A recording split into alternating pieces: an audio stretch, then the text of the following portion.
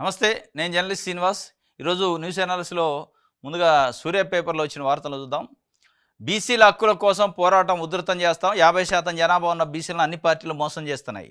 BC రిజర్వేషన్లు సాధించేంత వరకు పోరాటం, దేశవ్యాప్తంగా కులగణన చేసేంత వరకు అవిశ్రాంతంగా పోరాటం. ఓబీసీ ఆజాదీ దీక్షకు సంఘీభావం తెలిపిండు ఎమ్మెల్సీ తీన్మార్ మల్లన్న. బీసీలని రాజ్యాధికారంలోకి తీసుకొస్తాం, బీసీని ముఖ్యమంత్రి చేస్తాం. ఈ తెలంగాణ రాష్ట్రంలో రేవంత్ రెడ్డి ఆఖరి సీఎం. రెడ్డి సామాజిక వర్గానికి సంబంధించి, అగ్రవర్ణాలకు సంబంధించి నెక్స్ట్ వచ్చేది బీసీ అని తీన్మార్ మల్లన్న పదే పదే చెప్తుండు. వరంగల్లో పెద్ద సభ పెట్టిండు. బీసీల పోరు గర్జన అని రాజకీయ పోరాట సభ లెక్క పెద్ద ఎత్తున మొబిలైజ్ చేసిండు. దాని తర్వాత కాంగ్రెస్ పార్టీ ఎమ్మెల్సీగా ఉండే ఆయన కాంగ్రెస్ పార్టీని సస్పెండ్ చేసింది. పార్టీని సస్పెండ్ చేసిన తర్వాత కూడా ఆయన బీసీ వాయిస్, బీసీ కులగణనలో జరిగిన అవకతవకలు, బీసీ రిజర్వేషన్లు అనేక అంశాలపైన మాట్లాడుతూనే ఉండు. దాంట్లో భాగంగానే నేను ఢిల్లీలో ఈ బీసీ రిజర్వేషన్లు 42% స్థానిక సంస్థల్లో తెలంగాణ ప్రభుత్వం చట్టం తీర్మానం చేసి పంపింది. కేంద్రంలో దాన్ని అమలు చేయాలని ఒక పోరాటంతో పాటు దేశవ్యాప్తంగా కూడా బీసీ కులగణన చేయాలి, ఓబీసీల కులగణన అనే డిమాండ్తోని బీసీ ఆజాదీ ఫెడరేషన్ ఆధ్వర్యంలో పెద్ద ఎత్తున దాదాపు 10 రోజుల నుంచి హంగర్ స్ట్రైకులు జరుగుతున్నాయి. దాంట్లో బీసీ ఆజాదీ ఫెడరేషన్ వ్యవస్థాపకులు జక్కన్ సంజయ్ ఆధ్వర్యంలో హంగర్ స్ట్రైకులు జరుగుతున్నాయి. దానికి తీన్మార్ మల్లన్న మద్దతు సంఘీభావం తెలిపిండు. దానికి సంబంధించిన ఒక వార్త నచ్చింది. ఒకవైపు తీన్మార్ మల్లన్న బీసీలు మా లెక్క తేలింది 56% కాబట్టి మేమే ముఖ్యమంత్రి ఉండాలి, మా తలలకు తగ్గట్టే మంత్రి పదవులు ఉండాలి, పదవులన్నీ ఉండాలని వాళ్ళు అంటున్నారు. ముఖ్యమంత్రి రేవంత్ రెడ్డి గారు ఇంకొక వైపు బీసీల కోసం నేను పుట్టినా, ఆడనే ధర్నా చేస్తున్నా, నేను ఢిల్లీలో జంతర్ మంతర్ దగ్గర ధర్నా చేసినా అని ఆయన చెప్తుండు. కానీ ధర్నా చేస్తుండు, అన్ని బాగానే ఉన్నాయి, 56% మీ లెక్క ఉంది, మీది మీకు కావద్దా అంటుండు. మళ్ళీ చివరికి నా సీట్ అయితే నేను వదులుకోను అంటుండు. వదులుకోనని చెప్పకపోగా ఈసారి అయితే అయిండు. 28 వరకు ఉండి తర్వాత అన్న మరి నేను మారుతా అంటలే. 2 సార్లు నేనే ముఖ్యమంత్రి అంటుండు. 10 ఏళ్ళు నేనే ఉండేది అంటుండు. మరి 10 ఏళ్ళు నువ్వే ఉన్నాక మరి ముఖ్యమంత్రి 10 ఏళ్ళు రెడ్డి వర్గానికి ఉన్నాక 56% నువ్వు తలలు లెక్కలేసి సుఖమేంది? బీసీల కులగన్న లెక్కలు తీసి ఉపయోగం ఏముంది? లెక్కలు తీసి దేనికి? ఇస్తరాకేసి అన్నం పెట్టినట్టు అన్నట్టు. ఇస్తరాకే ఎత్తి అన్నం పెట్టకుండా ఇక ఇస్తరాకును చూసుకుంటూ ఉండాలి. ఇప్పుడు ఇక అదే కథ ఉంది బీసీలు. 56% లెక్క తెలిసింది, కానీ లెక్కగా తగ్గ ఫలితాలు రావట్లే, లెక్కగా తగ్గ పదవులు రావట్లే, లెక్కగా తగ్గ నిధులు రావట్లే, బడ్జెట్ రావట్లే. కానీ మళ్ళీ మేము ఉద్ధరిస్తామంటారు. ముఖ్యమంత్రి రేవంత్ రెడ్డి గారు పోతాడు, అక్కడ బీసీలు చేసే ఉద్యమానికి సంఘీభావం తెలుపుతారు. నేను బీసీల కోసం ఏది చేస్తా, ఇక తెలుసుకుందారా అని మోడీకి సవాల్ ఇస్తారు. ఇవన్నీ ఉంటాయి. ఇదంతా రాజకీయ డ్రామా కదా. అసలైన జెన్యున్గా బీసీ పోరాటం చేసే వాళ్ళు బలైపోతారు పాపం.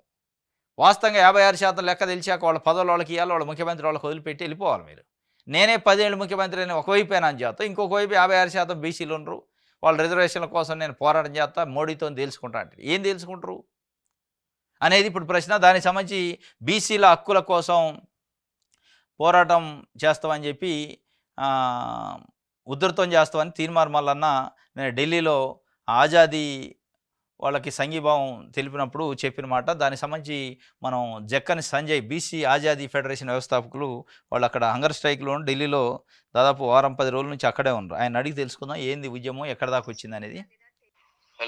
హలో, గుడ్ మార్నింగ్ సంజయ్ గారు. గుడ్ మార్నింగ్ అన్న. సురేన్న బాగున్నారు?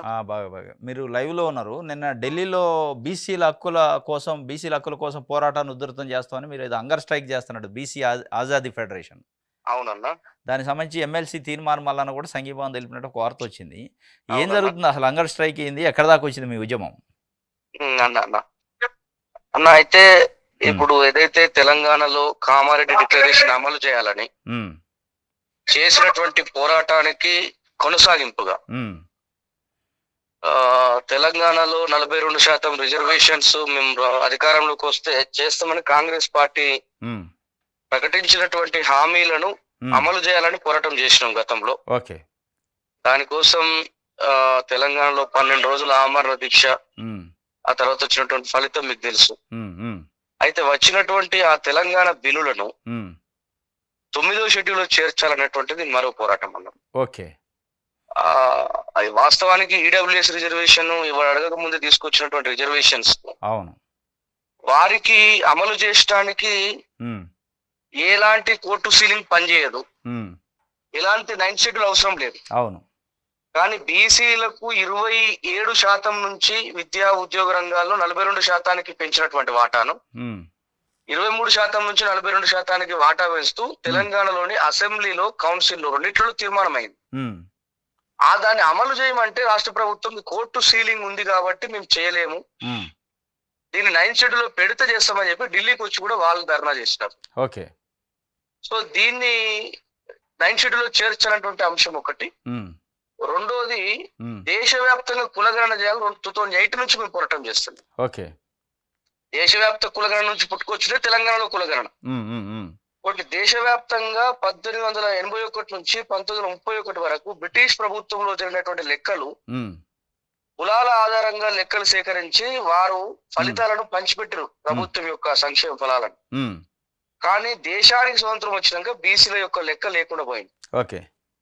కాబట్టి దేశం వ్యాప్తంగా కులగణన చేయాలనేటువంటిది ఆనాదిగా కాకా కలెక్టర్ కమిషన్ నుంచి బీపీ మండల్ కమిషన్ నేటి వరకు కూడా పోరాటం.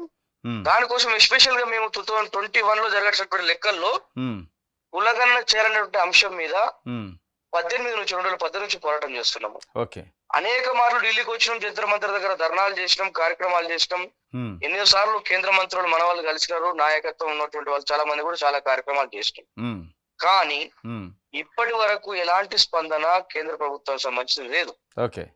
2018లో రాజ్నాథ్ సింగ్ గారు సాక్షాత్తు ఆ కేంద్ర మంత్రి వారు పార్లమెంట్ లో మాట్లాడి మేము మళ్ళీ ఒకసారి అధికారంలోకి వస్తే కులగణన చేస్తామని.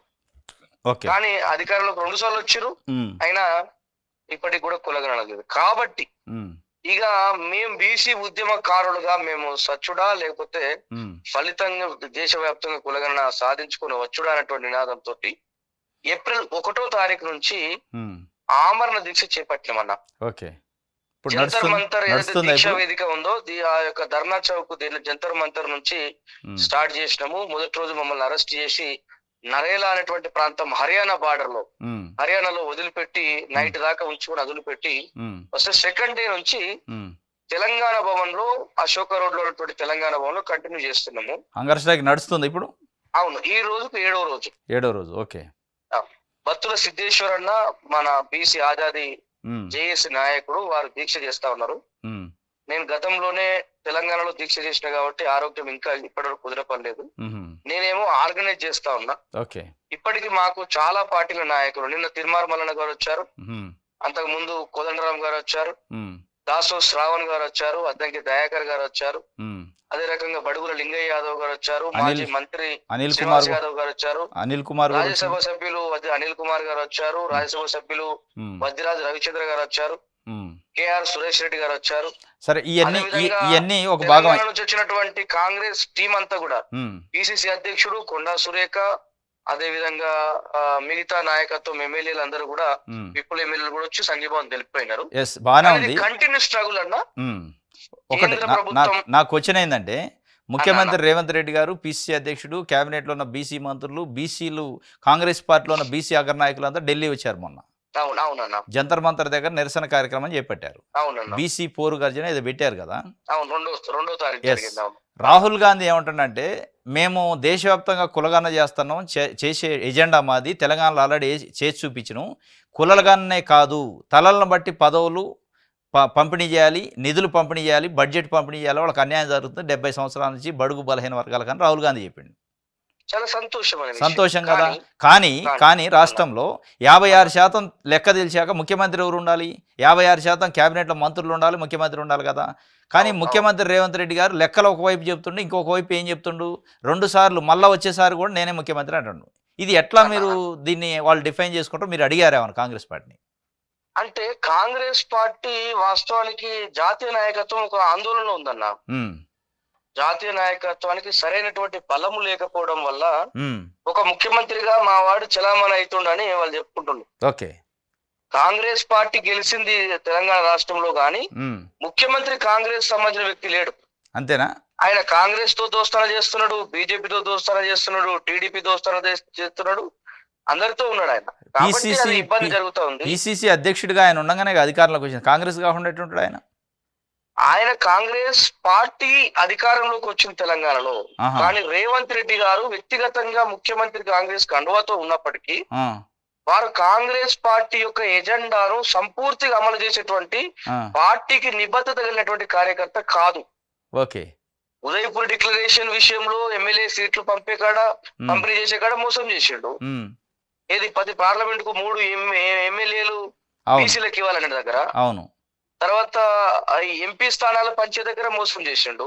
కామారెడ్డి అనిల్ కుమార్ గారు కాకుండా, సురేష్ శెట్కర్ గారు కాకుండా మిగతా అందరు రెడ్లండి. ఓకే. ఎంపీలు ఒక 2 ఎస్సీ స్థానాలు ఉంటే 3 ఎస్సీ స్థానాల్లో 3 ఎస్సీలు కాంగ్రెస్ వాళ్ళే ఉన్నారు. అది అఫీషియల్ గా వచ్చాయి. అది అఫీషియల్ గా వచ్చాడు. మిగతా అంతా కూడా రెడ్లు. ఇప్పుడు నిన్న గ్రూప్ 1 విషయంలో కూడా అదే పరిస్థితి. ఎమ్మెల్యే స్థానాల్లో, ఎంపీ స్థానాల్లో, అదే రకంగా తన చేతిలో ఉన్నటువంటి నామినేటెడ్ పోస్టుల్లో, తన చేతిలో ఉన్నటువంటి కాంట్రాక్టుల్లో, తన చేతిలో ఉన్నటువంటి ఉద్యోగ నియామకాల్లో మొత్తమును తెలంగాణను రెడ్ల రాజ్యాంగ చేయాలని తన ఎజెండా. మరి ఇది కాంగ్రెస్ పార్టీ అధిష్టానం దృష్టికి తీసుకెళ్లారా? మీరు ఢిల్లీలో ఉన్నారు కదా. అధిష్టానం దృష్టికి తీసుకెళ్లాము. అజయ్ సింగ్ గారు అని చెప్పి ఓబీసీ డిపార్ట్మెంట్ చైర్మన్, వారిని కలిసాము. తర్వాత ఉదిత్ రాజు గారు, వారు రిటైర్డ్ ఐఏఎస్ ఆఫీసరు.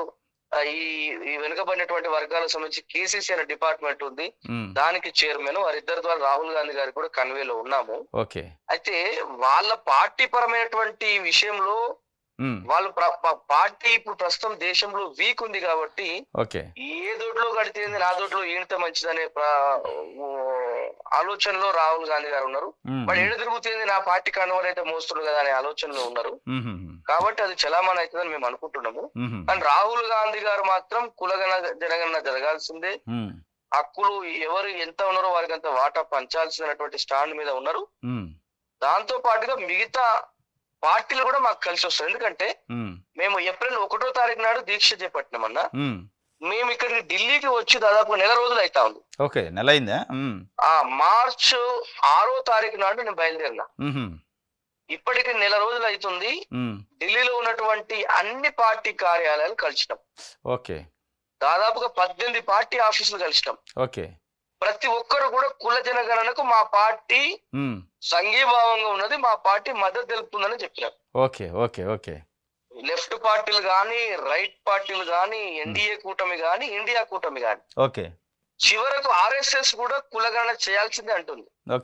కానీ కేవలం అధికారంలో ఉన్నటువంటి బీజేపీ మాత్రం దీని మీద నోరు మెదపడం లేదు. ఇప్పుడు సిద్ధేశ్వర్ గారికి ఎట్లా ఉంది? వారి కూటమిలో ఉన్నటువంటి అన్ని పార్టీలు సపోర్ట్ చేస్తున్నాయి, కానీ బీజేపీ సపోర్ట్ చేయడం లేదు, బీజేపీ దీని మీద మాట్లాడడం లేదు. కాబట్టి దానికోసమే ఇవాళ సిద్ధేశ్వర్ గారి యొక్క ఆమరణ దీక్ష కొనసాగుతా ఉంది. హెల్త్ ఎట్లా ఉంది? హెల్త్ ఎట్లా ఉంది సిద్ధేశ్వర్? ఇప్పుడు 7వ రోజు కొంత ఇబ్బందిలో ఉన్నాడు, కానీ మేము కాపాడుకునేటువంటి ప్రయత్నం చేస్తా ఉన్నాం. ఎంత ఏజ్ ఉంటుంది ఆయనకి? ఏజ్ 60 years అబౌవ్ ఉంటాడు అన్న, 62 వరకు ఉంటాడు. ఒకటి మాది ఏంటంటే, మా దేశవ్యాప్తంగా స్వతంత్రం కావాలని ఎంతో మంది ప్రాణాలు వదిలినాం. తెలంగాణ కొరకు 1300 మంది చనిపోతే అందులో మేజర్ గా బీసీలమే. వాళ్ళ మన ఉద్యమం కోసం మేము ప్రాణాలు వదులుకోవడానికి సిద్ధంగా ఉండి మేము ఈ పోరాటాన్ని మొదలు పెట్టినాం. తెలంగాణలో కూడా నేను కోమా పరిస్థితికి పోయినా అన్న, మీకు తెలుసు. అప్పటిదాకా కూడా ఫలితం రాలేదు. సో ఇప్పుడు అన్న ఇబ్బంది పడతా ఉన్నాడు.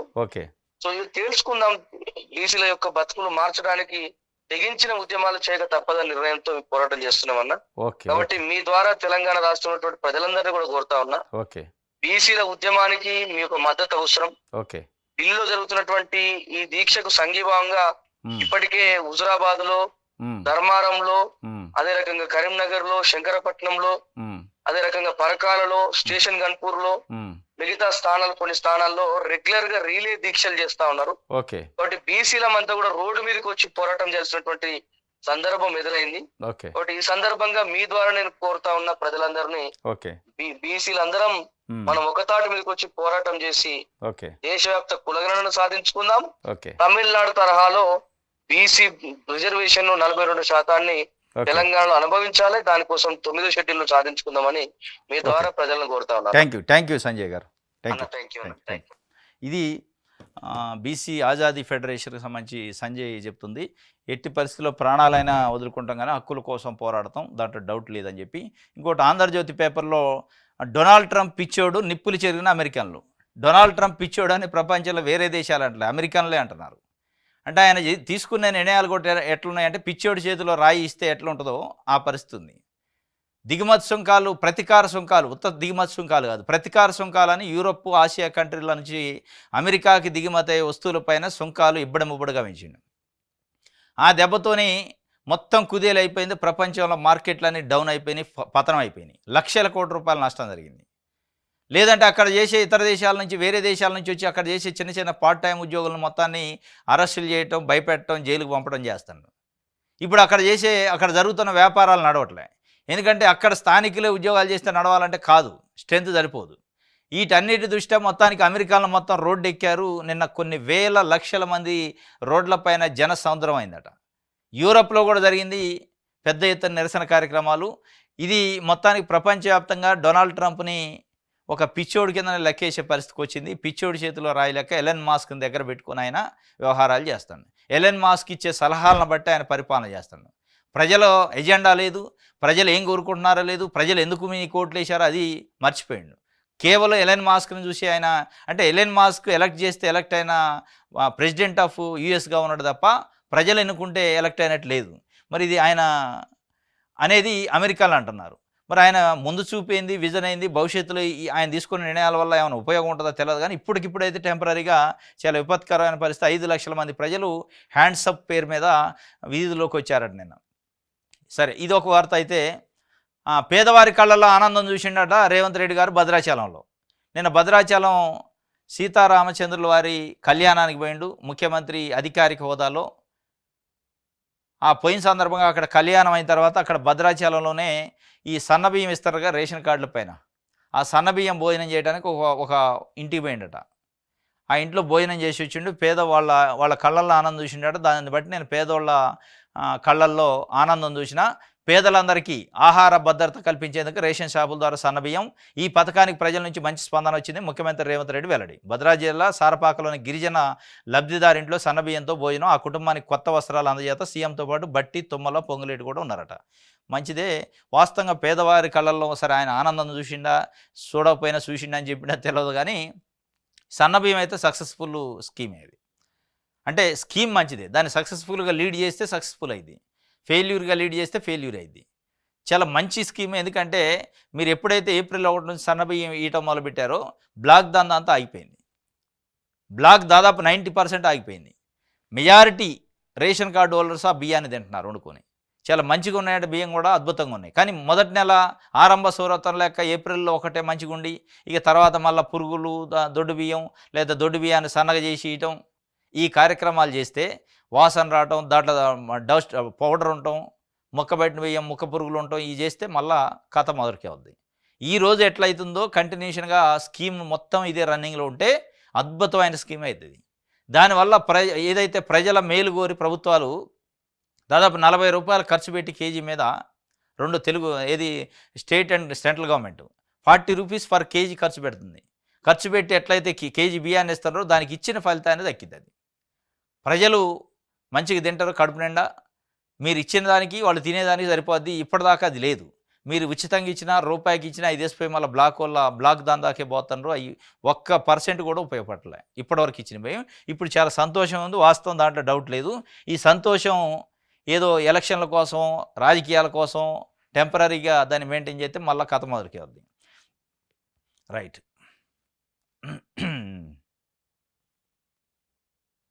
సచివాలయంలో ఏఐసిసి ఇన్ఛార్జి సమీక్షణ, మంత్రివర్గ విస్తరణలో ఏఐసిసిదే నిర్ణయమా? తెలంగాణలో పాలన భ్రష్టు పంచాడు.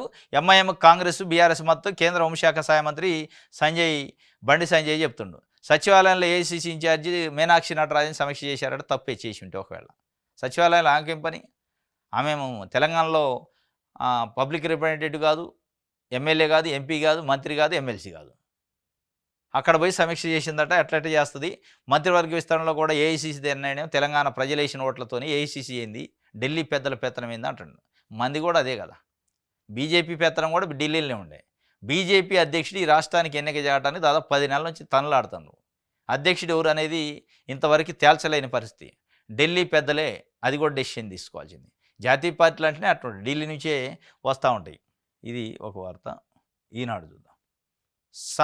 సన్నబువ్వతో సహపంక్తి భోజనం చేసిండు సామారెడ్డి ఇంట సీఎం, మంత్రులు భోజనాలు చేశారు. బట్టి, పొంగులేటి, తుమ్మల నాగేశ్వరరావు గారు వీళ్ళంతా తిన్నారు. తెల్ల వెంకట్రావు ఎమ్మెల్యే వీళ్ళంతా సన్నబియ్యంతో సహపంక్తి భోజనం ఈ సహపంక్తి ఎప్పటికీ ఉండాలి.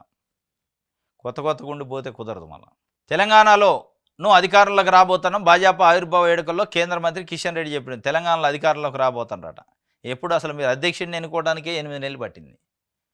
తెలంగాణ రాష్ట్రానికి బీజేపీ అధ్యక్షుడిని ఎన్నుకోవడానికే 8 నెలలు పట్టింది. మీరు అధికారంలోకి వస్తారంటే ఏ రకంగా వస్తారు? అధ్యక్షుడే లేకుండా, అధ్యక్షుడు ఎవరో తెలియకుండా అయోమయాలు ఉంటాయి. ఎట్లా వస్తారు అనేది కూడా మీరు డిఫైన్ చేయాలి.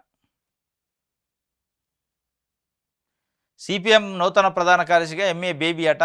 కేరళ రాష్ట్రానికి సంబంధించిన ఆయన ఎంఏ బేబీ. ఈయన కేరళలో 86 నుంచి 98 వరకు సిపిఎం తరఫున రాజ్యసభ సభ్యుడిగా ఉండు.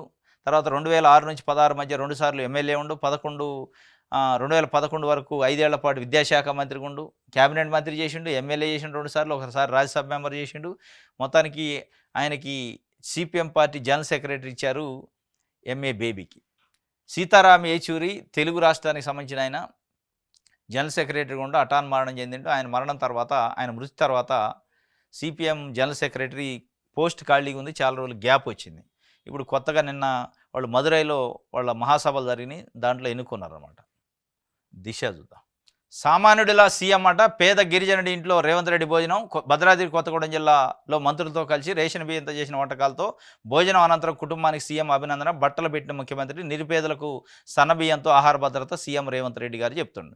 సామాన్యుడిలా సీఎం మారి అన్నం తినడట.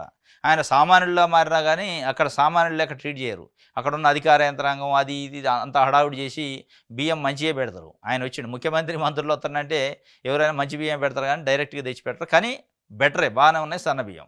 అది మెయింటైన్ చేయాలి. ఇక ముఖ్యమంత్రి వచ్చిన రోజు బాగుందని మొత్తం బాగుందని కూడా తప్పది. ముఖ్యమంత్రి మంత్రులు విజిట్కి పోయినప్పుడు బాగానే ఉంటాయి. ఇప్పుడు గవర్నమెంట్ హాస్టల్లో కూడా వీళ్ళు పోతుంటారు అప్పుడప్పుడు.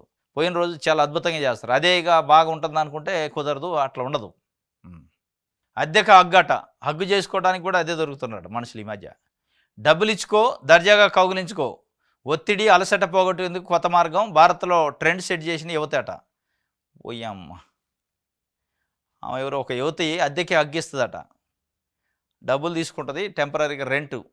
వాళ్ళకున్న ఒత్తిడి ఆ ప్రెజర్ అంతా తగ్గించుకోవడానికి హగ్గిచ్చి పోతారట. ఇది కొత్త ట్రెండ్. మరి హగ్గు కథ ఎడిపోద్ది. హగ్గు తీసుకుంటే అద్దెక తీసుకున్నట్టు ఉంటుంది. ఉట్టికి ఈ మధ్యకాలంలో ఫేస్బుక్, ఇన్స్టాగ్రామ్లో పరిచయం అయితేనే ఎక్కడెక్కడికి పోతున్నాయి. పెళ్ళిళ్ళ దాకా, లవ్ దాకా, మటర్ల దాకా, అత్యాచారాల దాకా, హత్యల దాకా పోతున్నాయి. మరి ఇక హగ్గిచ్చి వాడికి ఉట్టికి వదిలిపెడతాడు. అదంత ఈజీ ముచ్చట కాదు. హగ్గుతోని పోద్ది అనుకుంటే అది హగ్గు పోయి ఎటేటో పోయే అవకాశం కూడా ఉంటుంది. జాగ్రత్తగా ఉండాలి. సాక్షి చూద్దాం. దేశానికే తలమానికం.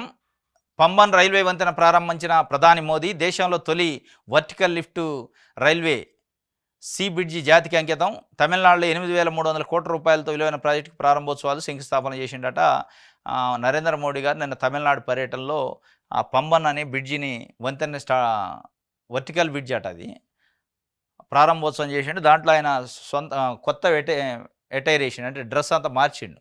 అంటే తమిళనాడులో లుంగి కట్టుకుంటారు కాబట్టి లుంగి కట్టుకొని పోయిండు అక్కడ ప్రజలకి. ఇప్పుడు అక్కడ పోయిండు అనుకో, పశ్చిమ బెంగాల్ రవీంద్రనాథ్ ఠాగూర్ లేక గడ్డం పెంచుకొని పోతారు. ఏ రాష్ట్రానికి పోతే ఆ రాష్ట్రానికి సంబంధించిన ఆ డ్రెస్సు ఆ సెటప్ చేసుకొని పోతూ ఉంటాడు. నిన్నైతే తమిళనాడుకి సంబంధించి సెటప్ చేసుకుండు. ఇది దేశానికి తలమానికి అనడం. ఇంక కొంతమంది ఊకే ఏడుస్తూ ఉంటారు అని స్టాలిన్ ఉద్దేశించి అన్నాడు తమిళనాడు ముఖ్యమంత్రిని. ఏడుపు కొట్టోళ్ళు ఉంటారు, ఏడుస్తూనే ఉంటారు, మనం పని చేసుకుంటూ పోతూనే ఉంటాం. నేను వచ్చాకనే తమిళనాడుకి అత్యధికమైన నిధులు కూడా ఇచ్చిన అంటాడు. ఒక్క ఛాన్స్ ఇవ్వండి అంటాడు కిషన్ రెడ్డి గారు. బీఆర్ఎస్ కాంగ్రెస్ పాలన చూశారు, మాకు అవకాశం ఇస్తే పారదర్శక పాలన అందిస్తాం, హైదరాబాద్లో మజ్లిస్ ఆగడాలను అరికడతాం. మజ్లిస్ను పెంచి పోషిస్తున్న బీఆర్ఎస్ కాంగ్రెసే.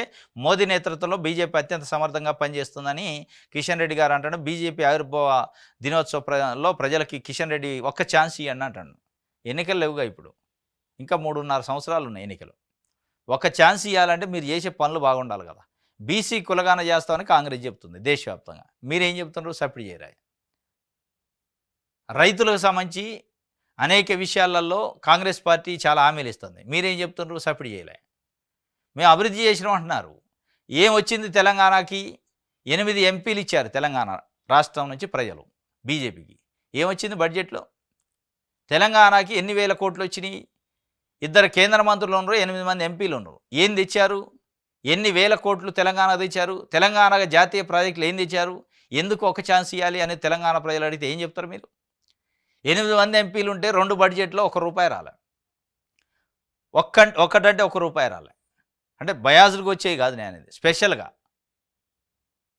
ఎందుకు బీహార్కి 70,000 కోట్లు ఇచ్చారు, తెలంగాణకి ఎందుకు ఇవ్వలేకపోయారు? 8 మంది ఎంపీలు ఉంటే. బీహార్ కంటే మన ఎంపీలు ఎంతమంది? 4 తక్కువ. అక్కడ 12 మంది ఉంటే ఇక్కడ 8 మంది ఉన్నారు ఎంపీలు. అక్కడ జేడీ ఎంపీలు 12 మంది ఉంటే ఇక్కడ బీజేపీ ఎంపీలు 8 మంది ఉన్నారు. మరి 8 మంది ఉన్న కాడ కనీసం 30,000 కోట్లు అని ఇవ్వాలిగా, సగం అని ఇవ్వాలిగా. ఇచ్చారా?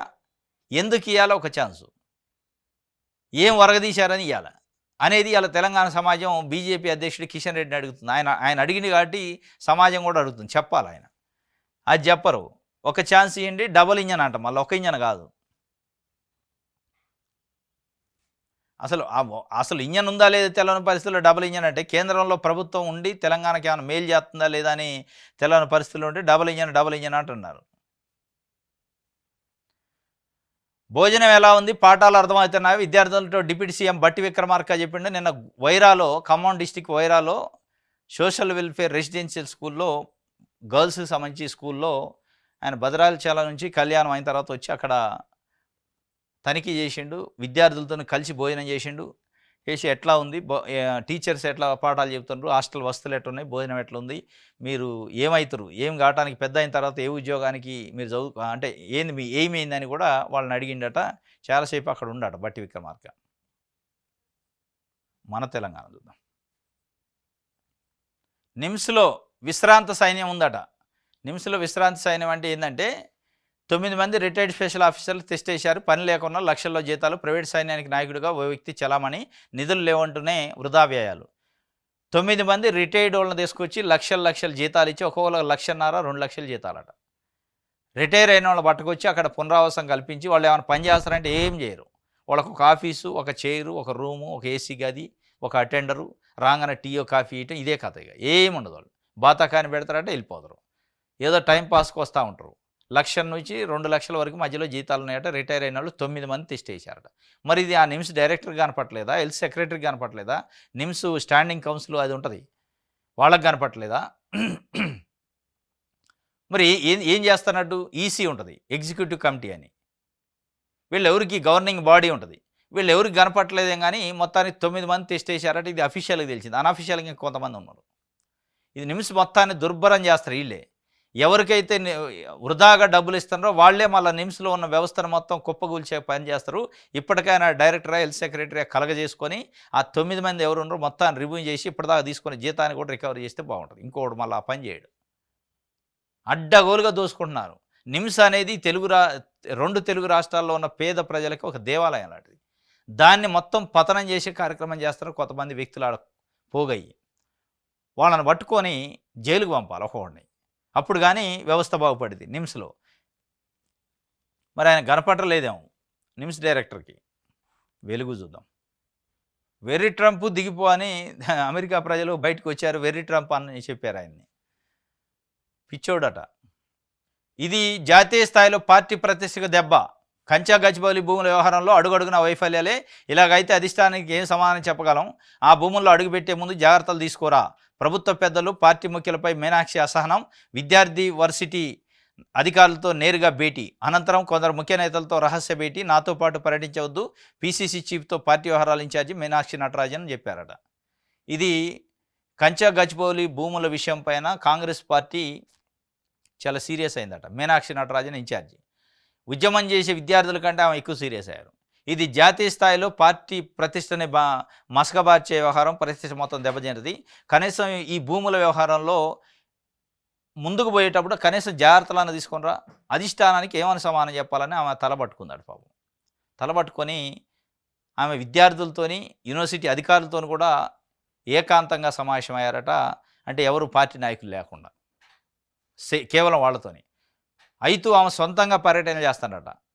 ప్లస్ రహస్యంగా కొంతమంది ముఖ్య నాయకులతో కూడా సమావేశమయ్యారట. పీసీసీ అధ్యక్షుడు మహేష్ కుమార్ గౌడ్ని అయితే వద్దని చెప్పిందట. నా ఎమ్మట తిరగొద్దు, నేను రహస్య మీటింగ్లు పెడుతున్నా, అసలు ఏందో మీ కథ అంతా తెలుసుకుంటాను. మొత్తానికి అధిష్టానం దృష్టికి చాలా నెగిటివ్ కోణంలో వెళ్ళింది. రేవంత్ రెడ్డి ప్రభుత్వం పైన నెగిటివ్ అయితే వెళ్ళింది. ఈ నెగిటివ్ మరి మొత్తానికి పదవికే గండం తెస్తుందా ఏందనేది కూడా పెద్ద చర్చ అయితే బయట జరుగుతుంది. జాతీయ స్థాయిలో పార్టీ ప్రతిష్టకి భంగం అయింది కంచె గచ్చిబౌలి ఇష్యూ. బట్టి పనితీరుకు రాష్ట్ర స్థాయిలో 11వ స్థానం వచ్చిందట. ఎమ్మెల్యేల పనితీరు పైన మొన్న పీపుల్స్ పల్స్ నిర్వహించింది, ఒక సర్వే చేశారు. ఖమ్మం జిల్లా మధిర ఎమ్మెల్యే డిప్యూటీ సీఎం బట్టి విక్రమార్కకి రాష్ట్ర స్థాయిలో 11వ స్థానం వచ్చింది. దీంట్లో గమ్మత్తు ఏంటంటే హరీష్ రావుకు మొదటి స్థానం వచ్చింది, సెకండ్ ప్లేస్ కేసీఆర్కి వచ్చింది, గజ్వేల్ ఎమ్మెల్యే. మరి ఆయన ఫామ్ హౌస్ నుంచి బయట రావట్లేదు, సెకండ్ ప్లేస్ వచ్చిందంటే మరి పీపుల్స్ పల్స్ ఎంతవరకు దీంట్లో నిజం ఉందనేది తెలవని పరిస్థితి. ఆయన ఎప్పుడు కాన్స్టిట్యున్సీకి రావట్లే, వాళ్ళు బోర్డులు పెడతారు మా ముఖ్యమంత్రి ఎక్కడికి పోయింది మిస్ అయ్యింది అని చెప్పి. ఈ మధ్య క్యాంప్ ఆఫీస్కి కూడా తాళం వేశారు, ముఖ్యమంత్రికి, అదే ఎమ్మెల్యే క్యాంప్ ఆఫీస్కి. కానీ ఆయనకే సెకండ్ వచ్చింది, హరీష్ రావు అంటే తిరుగుతుంటూ సరే ఫస్ట్ వచ్చిందంటే అర్థం ఉంది. బట్టి విక్రమార్కకి 11th ప్లేస్ వచ్చిందట. ఇది ఒక వార్త. ఇది ఇంకోటి, Bhatti Vikramarka social welfare residential school వైరాలో నిన్న పర్యటించిండు. ఎలా ఉన్నారు, బాగా చదువుకుంటున్నారా అని అడిగిండు. పెద్ద అయ్యాక ఏమవుతారు, స్కూల్లో భోజనం బాగుంటుందా, భోజనం చేద్దామా, వైరా గర్ల్స్ రెసిడెన్షియల్ విద్యార్థులతో డిప్యూటీ సీఎం బట్టి విక్రమార్క చెప్పిండు. ఇది ఒక వార్త. రైట్, ఇది ఈరోజు న్యూస్ అనాలిసిస్. రేపు తాజా వార్తలతో తిరిగి కలుసుకుందాం. Thank you.